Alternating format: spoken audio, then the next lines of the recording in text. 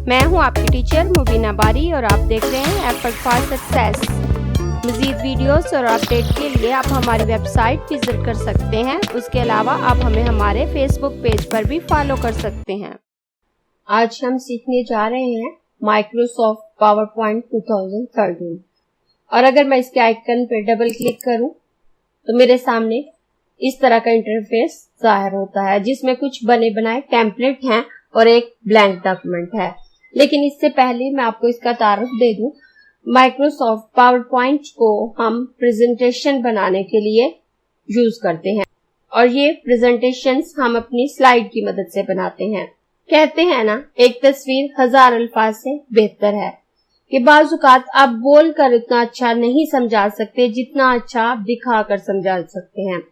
और power point की presentation के जरिए हम अपने डिफरेंट स्लाइड शो करते हैं और उसके साथ अगर हमें बोलकर बताने की जरूरत होती है तो हम बोलकर भी बता देते हैं और इस तरह से हम अपनी बात ज्यादा मौसर तरीके से पेश कर सकते हैं।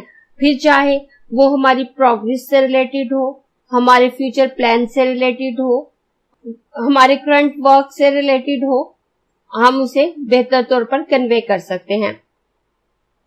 अब अगर मैं इन टेम्पलेट पे आऊं तो हम इसमें से जो भी टेम्पलेट सिलेक्ट करेंगे वो ऐड हो जाएगा और उसी थीम के साथ हमारी तमाम स्लाइड बनेगी और हम उनको यूज कर सकते हैं।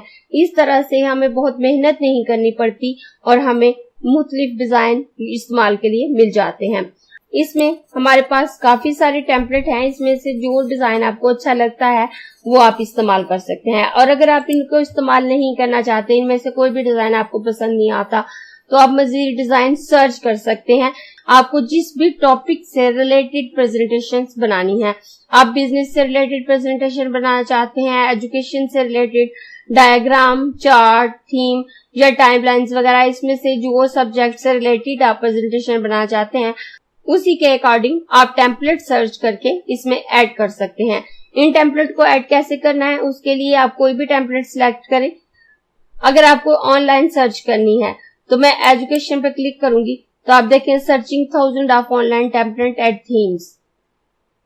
कुछ देर लोडिंग होने के बाद आप देखें ये टेम्पलेट मेरे पास मौजूद हैं और ये तमाम टेम्पलेट एजुकेशन से रिलेटेड हैं कि अगर आप किसी स्कूल या कॉलेज से रिलेटेड प्रेजेंटेशन बना रहे हैं, छोटे बच्चों के लिए बना रहे हैं या किसी और पर्पस के लिए, तो उस तरह से डिफरेंट आपके पास टेम्पलेट अवेलेबल हैं।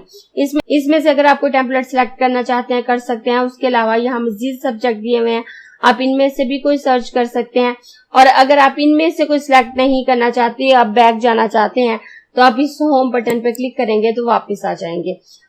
अगर इसमें से मैं ये स्लाइड सिलेक्ट करूं तो लोडिंग होगी और मेरे पास इस तरह का पेज ओपन होगा। यहाँ अगर मुझे मजीद इमेज देखने हैं तो मैं इस एरो से देख सकती हूँ कि इसके अलावा मैं कौन कौन से इमेजेस में ऐड कर सकती हूँ और यहाँ से मैं बैक जा सकती हूँ और इसमें से मैं जो भी सिलेक्ट करूं, अगर मैं ये वाला सिलेक्ट करती हूँ और सिलेक्ट करने के बाद मैं यहाँ क्रिएट पे क्लिक करूं तो आप देखें ये स्लाइड मेरे डॉक्यूमेंट में ऐड हो गई। अब इस स्लाइड पे मैं वर्क कर सकती हूँ, जहां पे लिखे हुए टाइटल पे मैं अपना टाइटल लिख सकती हूँ और यहाँ सब टाइटल की जगह अपना सब टाइटल दे सकती हूँ।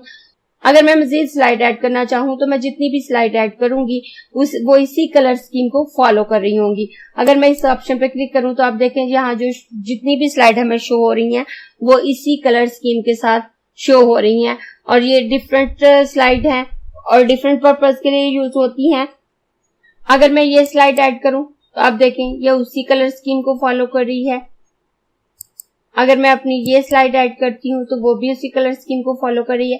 इस तरह से आप जितनी भी स्लाइड ऐड करेंगे वो इसी कलर स्कीम को फॉलो कर रही होंगी और इसके लिए आपको मेहनत नहीं करना पड़ी, ना आपको इसमें कोई फॉर्मेटिंग करना पड़ी है, बल्कि आपको ये बना हुआ एक स्टाइल मिल गया है। आप इसमें जस्ट अपना टेक्स्ट ऐड करके इसको यूज कर सकते हैं। आज की क्लास में इतना ही। नेक्स्ट ऑप्शंस पे हम अगली क्लास में बात करेंगे। अगर आपको ये क्लास पसंद आई है तो लाइक कीजिए, अपने दोस्तों के साथ शेयर भी कीजिए ताकि वो भी सीख सके। आप अपने क्वेश्चंस और व्यूज नीचे कमेंट बॉक्स में लिख सकते हैं और अगर आपने चैनल सब्सक्राइब नहीं किया तो प्लीज सब्सक्राइब कीजिए ताकि आपको आने वाली वीडियोस का नोटिफिकेशन फौरन से मिल सके।